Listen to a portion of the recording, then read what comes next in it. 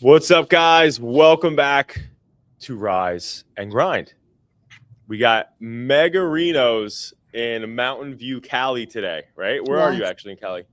Yeah, I'm near San Francisco. It is Mountain View, but I'm like Mountain View, outside of right? Mountain View. But Okay. yeah, it's really early. Bright and early over here. And are you got us live on IG? Yeah, yep. Awesome. So what's going on in the world today? What are we chatting about here on this Okay. lovely Rise and Grind? So let me pull this up here. What do you know? More AI adoption and more layoffs. Are you surprised that people are laying off because of AI? No. I mean, listen, No. we talked about it, and honestly, it's one of those things where people are gearing up and they're trying to prepare themselves to save money, right? Most companies, when they're trying to let AI, are doing it because they want to save money, right? Mm-hmm. That's the number one reason why people primarily are doing it, right? Like why else would they do that?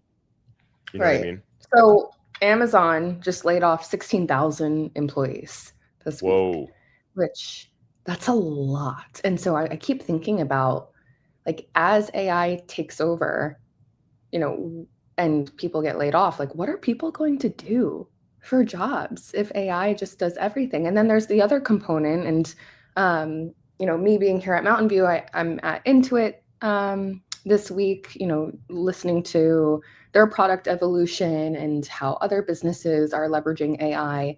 And there's like this, you know, um, way of thinking about it of like it's useful, but it does still make mistakes. And a lot of the feedback that I'm hearing is like it's not always like your most reliable source. Like it's useful for information and research, but when you put it into your workflows, it can break. Like it's better to Mm-hmm. have a human than AI in some cases.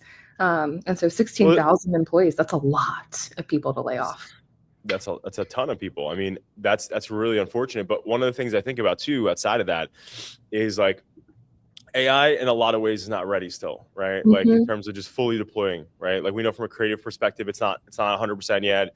We know from a communication standpoint, like if you pop something into ChatGPT and you're like, hey, respond to this text, respond to this email, it almost, at least right now, does not sound like me yet, even close still, right? Like I still have to modify the living shit out of all the stuff that I have any sort of LLM using because it's not my voice.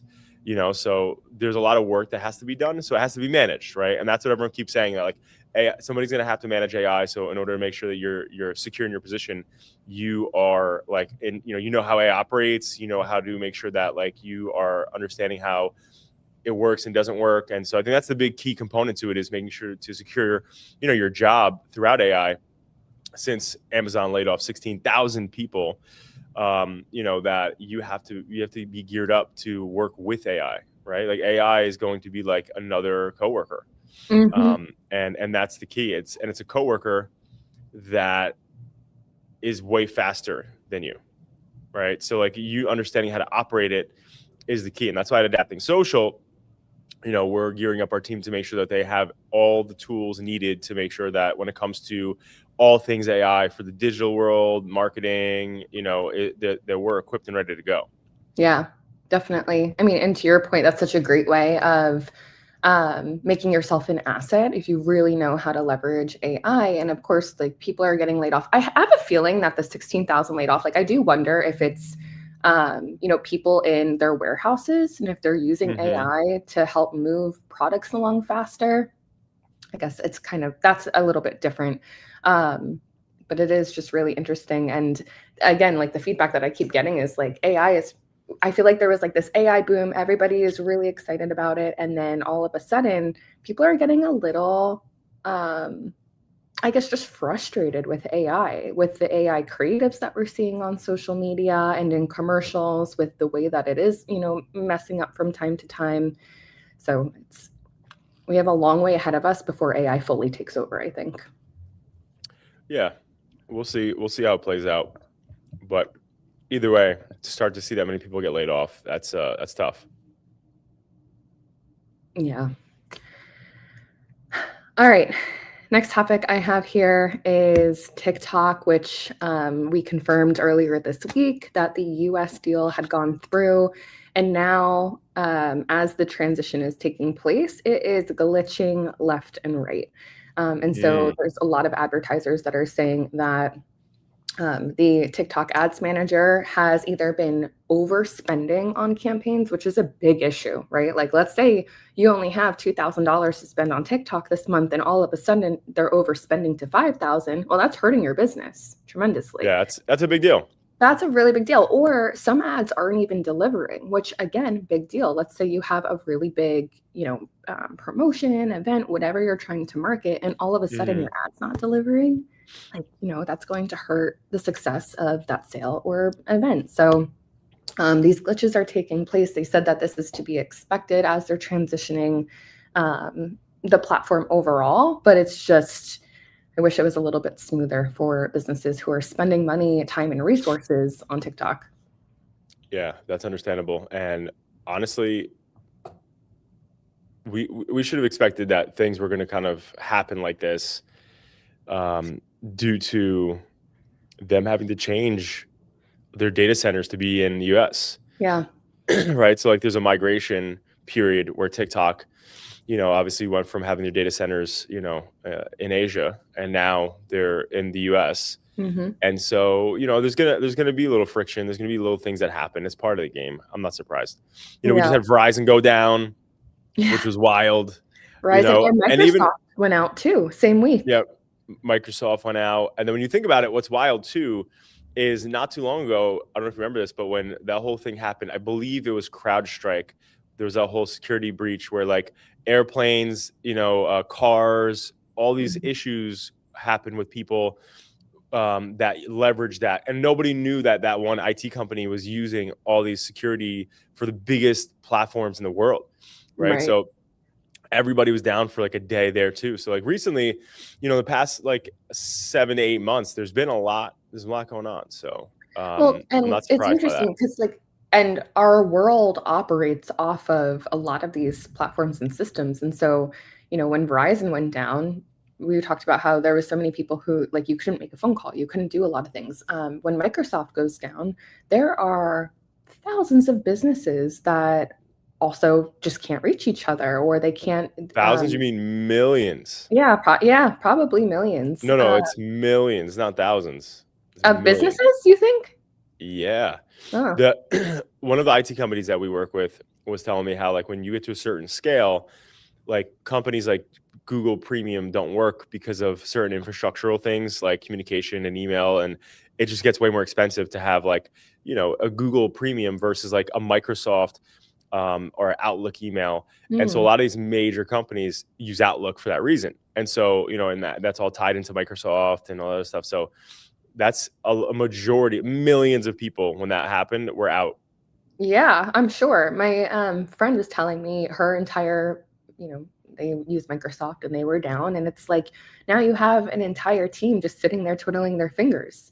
Like if you're not prepared to operate through an outage, you're just wasting your resources and your money on people just sitting there. So I feel like businesses, especially as we think about like if you have AI integrated into your platforms and systems, what happens if there's an outage that day? Like you need to have a backup plan. Right. Yeah. Alrighty. This might be a quick one today. I like it. I have one more topic. Just thinking about how exclusivity really gains interest. And I was thinking about this with Fred again from the show that I went to, but like an example for him is that he'll drop shows and it's really, really hard to get into. You don't know the location right away. It feels very exclusive. And now people who like aren't even Fred again fans are like, I need to go to this because it seems like the cool thing to do. And we can say the same thing about the steak and, are you familiar with the steak and the egg guy? I know he's coming on the podcast.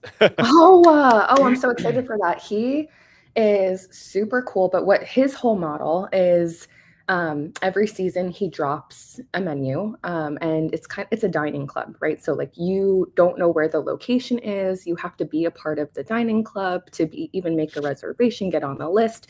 And his whole business model is built off of this exclusive type feel, which has really launched him, because when people see him on social media, it's like, well, how do I get invited to? It seems like an exclusive dinner party that you just want an invite to.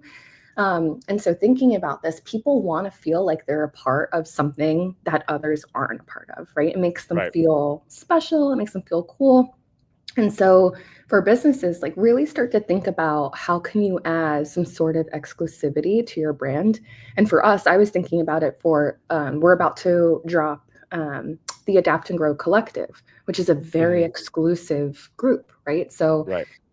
and then, I mean, another example, what is the, Butcher's Block, the steakhouse?